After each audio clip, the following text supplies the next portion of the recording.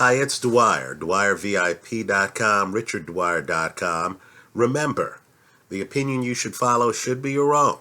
Just consider this video to be a second opinion from a complete stranger online. Keep in mind, too, if you're into fantasy sports, for the hookup for new accounts at fanduel.com, the promo code is Dwyer777. DWYER 777. Get the discount. Give yourself a break. Now, as I am just living my life like everyone else, I'm amazed that of the few people who might recognize me from here online, a lot of them are MMA people. A lot. Right? They start talking to me and I'm always confused. I'm like, what? Have I done MMA videos? Have I done a lot of MMA videos? Don't get me wrong, I follow some MMA. But I'm always amazed. And there's always that moment where the person says to me, look, man, you know MMA is going to take over from boxing. Well, let me say this. Look, I'm a boxing man. When it comes to a choice between boxing and MMA, I'm a boxing man. I don't want to mislead or kid anyone. And when it comes to boxing, I just have to say that this, despite what the MMA people believe, boxing's dying and all this other stuff, from this seat, boxing is in a golden age. You're looking at some great fights this fall, right? Of all the sports out there, who's going to have a better fall than boxing? Folks, you have unbeaten Roman Gonzalez about to fight unbeaten Carlos Cuadras. You have unbeaten Gennady Golovkin about to fight unbeaten Kell Brook. You have BoxRec.com's #1 fighter pound for pound, Saul Alvarez, about to fight unbeaten Liam Smith in a fight that, to these eyes, is going to be a strong candidate for Fight of the Year. You have unbeaten Andre Ward at 175 pounds. Hey, this is a newer neighborhood, right, for Ward. Not as familiar as the old 168-pound neighborhood, right? You got different neighbors here. You got a different cast of characters here. And that cast includes unbeaten champion Sergey Kovalev, right? But let me say this, right?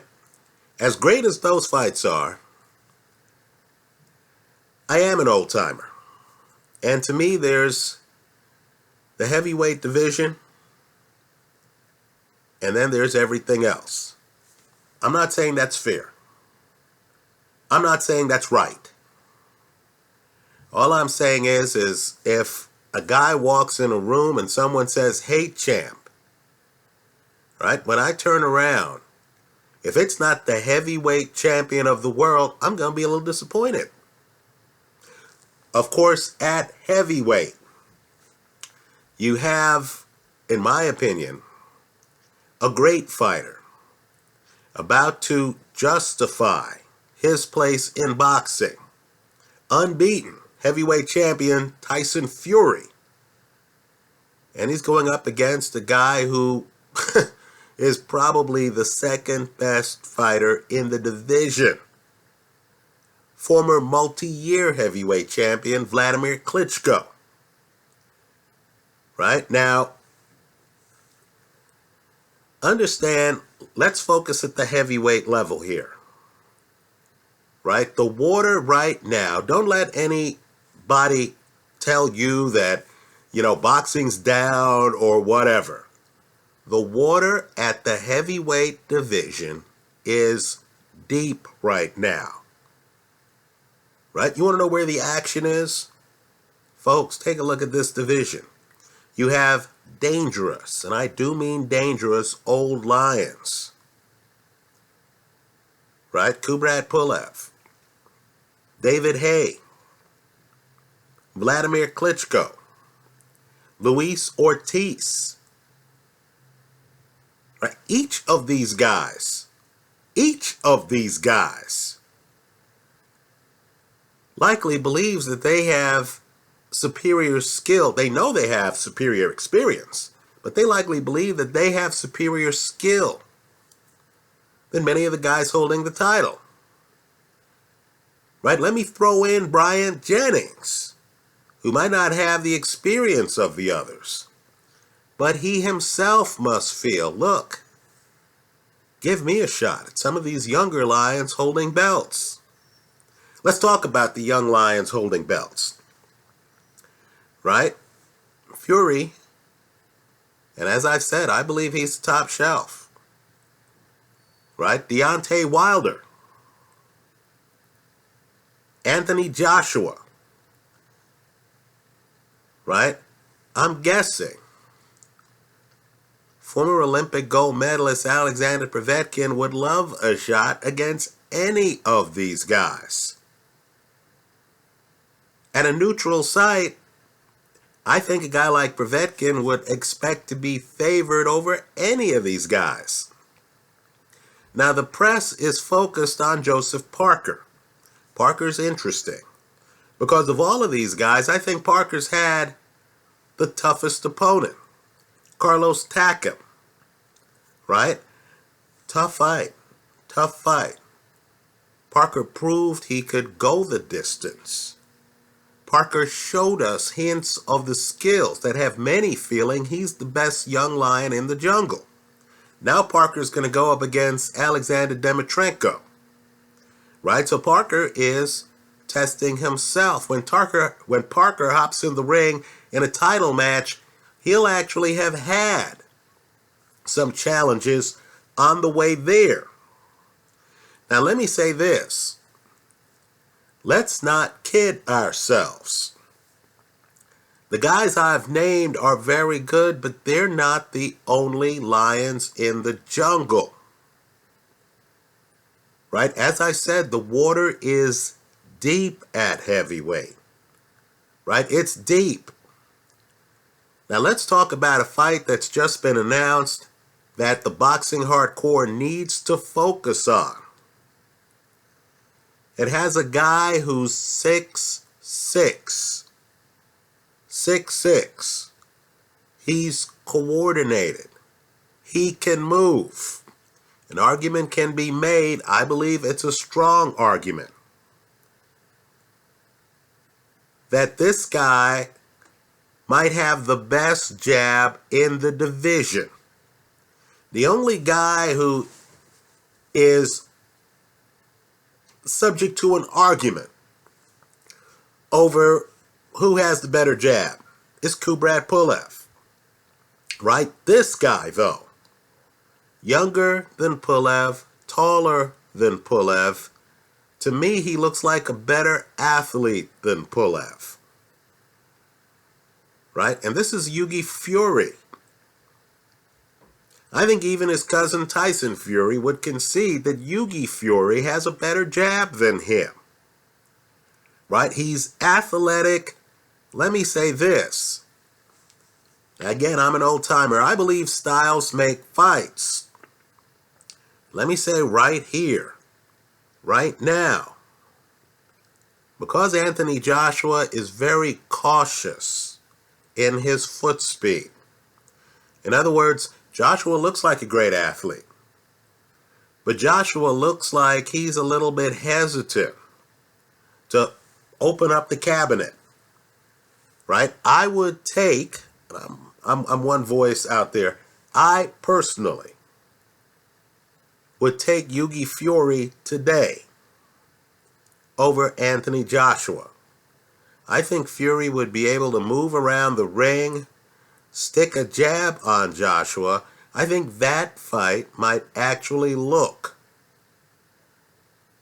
like Ali Liston, the first fight, right? Where a guy with a good jab, with good legs, can move around. And while certainly if they were in a phone booth, I'd take Joshua, the point is that Hughie Fury would use the entire ring.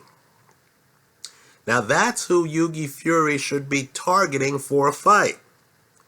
Anthony Joshua. Instead, he has a chance to become the mandatory contender, right, for the WBO, for their heavyweight title. So his group is going to go in that direction, right? They want to be the mandatory. I'm just telling you, and I understand. Boxing management has a lot of layers, right? These people have a lot of managers, a lot of strategies. But I'm just telling you that from where I sit, Fury is making a huge mistake, right? What could possibly be wrong with trying to be a mandatory? A lot. Because of the guy he's fighting. Now, I've said this before, I'll say it again. I believe Andy Ruiz is a future champion. He has, in my opinion, the fastest hands in the heavyweight division. Right? He's a combination puncher who can shorten his punches when needed, and he's comfortable inside. The film doesn't do him justice because he's so good at leaning into punches and shifting his weight that what looks to be a casual punch to observers, looks on film to be a casual punch. You can tell when he hits opponents and the opponent feels the force of the punch. You can tell, one, the opponent didn't see the punch coming because it's in a combination. And there are few combination punchers at heavyweight. And two, the punch is much stronger than expected. The fight between Fury and Ruiz is supposed to be in Fury's backyard on the undercard of Tyson Fury against Vladimir Klitschko. When this fight happens, I'm going to take Andy Ruiz. I think Andy Ruiz is much better than advertised. One of my favorite fights at heavyweight over the last 5 years, I consider it a masterpiece, was Andy Ruiz against Joe Hanks. Right? Understand, at the time, Hanks was unbeaten. Hanks had sparred with former heavyweight champion Chris Bird, who believed that Hanks was the future. That was his nickname. Ruiz came in and showed us in that fight that he was the superior talent, right? Against Fury, I think Ruiz would be able to track him down, right? As good as Fury isn't the kind of combination back foot behind a jab fighter that can avoid being cornered. Fred Cassie had him up against the ropes. I think Andy Ruiz can fight small when he wants. I think he has the faster hands than Hughie Fury. I would not be surprised if that fight ends by stoppage. The bet I'd be recommending, and it's high risk, but somebody's got to be high risk, right? I'll create the market for the casino, right? The bet I'm recommending is Ruiz, who could well be the underdog in the fight, to win the fight. With some sprinkled, it's not a hedge because it's on the same side of the play, with some sprinkled on Ruiz to win the fight by stoppage, right? Understand, Hughie Fury has never lost. He hasn't been stopped. Nor has Andy Ruiz. Somebody's got to lose this fight. I know many of you watching this video are going to say, what is Dwyer doing? Hughie Fury on a Tyson Fury card is really going to lose to Andy Ruiz? Who's Andy Ruiz? My answer to that is he's a damn good heavyweight, right? a guy in Fury's position is really up against it. Because I think Fury would give Deontay Wilder a hard time. He'd give Joshua a hard time. The problem is that those guys have a lot of options. Those guys can hide behind mandatory contenders. They don't have to fight him. So, of course, he's been offered an elimination bout by a sanctioning body. He's a hungry young lion. He wants a title. He says, look, if I have to fight an elimination bout, okay, let me go ahead and do it. All I'm saying is, look at the opponent.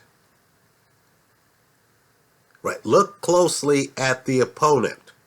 Hughie, I believe you could beat Anthony Joshua. I don't believe you beat Andy Ruiz. Let me say something else about Andy Ruiz. You know, in boxing, we're hard on great fighters, aren't we? There is literally nothing a great fighter can do that would make all of us comfortable. Right? You've heard, I'm sure, people say Andre Ward lacks power. Kovalev, he's just a slugger. Right? Kell Brook believes Golovkin is so limited, he's basically said in interviews, I'm going to do what I want. Right? As for Kell Brook, you have a lot of people who say, what was the ref doing in that Sean Porter fight, allowing that much holding? Right? It's the nature of the sport that we criticize and over-critique fighters. But, all of that said, understand that despite the criticism Andy Ruiz has had, everyone wants to talk about his physique and stuff like that. The skills are there, folks. The talent level is there. The results are there. Right? Look at Andy Ruiz films. You're going to notice as he throws combinations stepping forward, legitimate heavyweights are caught naked. The guy starts with his hands up. The guy's so unaccustomed to an opponent stepping in the pocket with a second, third, or fourth punch that there's the punch that Ruiz throws where the guy is completely unprepared for it. That's what hand speed does. Right? Forget the criticism of Ruiz and look at what he's actually doing in the ring. Let me say, I put Ruiz in the Luis Ortiz category. And that's a category where I don't think a Wilder would know what to do if Ortiz or Ruiz gets inside. I just don't. Right? I know it's jarring to a lot of casual boxing fans to hear people question heavyweight champions like this, but just because you have a belt doesn't mean you have the style that matches up well with certain opponents. Right? And so, I like Andy Ruiz over Hughie Fury. I understand the fight's going to take place in the United Kingdom. I'll take my chances. Right? I believe Ruiz might be special. Right? Let me say this too. You need to expect a lot of upsets at heavyweight. Because as long as you have this old guard out there that has more experience than this new guard, right? And the old guard has certain skills. Kubrat Pulev, spectacular jab. David Haye, hand speed and power with ring coverage. Haye can hit you from halfway across the ring. Vladimir Klitschko, excellent jab. Multi-year run as champion, excellent power, excellent left hook. Luis Ortiz inside, few peers. Right? As long as you have a skilled old guard and you have a new guard that looks a bit limited, right? You get inside on Deontay Wilder, what does he do? He holds you and he starts moving his hips to, entertain the crowd. Maybe that persuades some judges, doesn't persuade me. I still see him getting hit. Right? You look at Anthony Joshua and you're thinking, well, this guy's a bit robotic, isn't he? Right? He's moving a little bit rigidly, isn't he? Right? He steps up in class, and we consider a step up in class for him fighting Dylan White. Think about it. And suddenly the fight doesn't conveniently go away in 3 rounds. Right? And you're looking at the fight and you're saying, wow, White's able to do certain things here, isn't he? Right? So, as you look at the boxing landscape at heavyweight, just understand the water is deep. Hughie Fury, unbeaten, against Andy Ruiz, unbeaten. That's a huge fight, folks.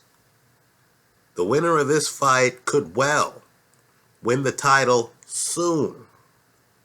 That's how I see it. I like Ruiz in this fight. Let me hear from you. I'm sure I'm going to hear from a lot of people who disagree strongly. I hope you voice that disagreement in the comment section to this video.